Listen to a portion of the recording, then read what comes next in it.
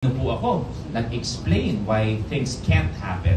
Kung bakit, para sabi niya, it's not gonna work, etc. etc. Iyakan kami.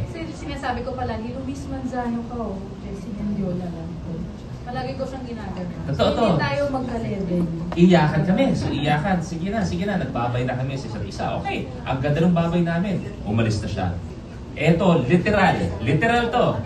Okay, diba? After 1 hour, umiiyak pa akong gano'n sa kama ko ha. Bigla na lang na umilaw yung phone ko. Pati ko, gusto mo kumain? Sabi ko, bakit ako niyaya ko? Shabu-shabu. Niyaya akong kumain. Parang tongyang pa yun. Niyaya akong kumain. Sabi ko, Pampi, ano ang trip nito? Pero, Diyos ko, 10 minutes, nandun na siya. Sabi ko, bilis mo naman. Tapos yun yung realization mo na it could work. Oo. I guess, we started out as friends talaga eh. Tapos hanggang sa, yun na, parang sabi ko, okay.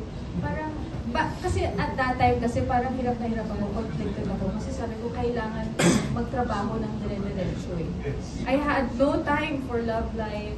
Palagi kong sinusunod yung, kumbaga yung trabaho palagi. So, at that time, may nararamdaman ako for him na inigo ko sa akin. Sabi ko, I think I deserve to choose what my heart says. So, look where we are now, diba? So, I think it's more of that. Siguro one thing kaya medyo nahirapan siya sa decision niya. Noong time na yun, kumbaga dapat mag-full force ang ABS with a partner para sa kanya. Eh, alam naman natin ang Filipino audience, diba? Na kailangan talaga, yung dati at least, yung mga love team, kailangan sila talaga, may sariling mundo sila. So, ABS had a lot of plans. So, tas biglang maglalagay ka ng isang Luis Manzano. So, it was maybe a factor kung bakit naguguluhan siya noong time na yun. And also, you had to provide for your family. For my family. So, kinausap ko din yung family ko, and that's when they realized, na nga naman, parang siguro this time, you deserve to choose whatever your heart says. You would not be selfish.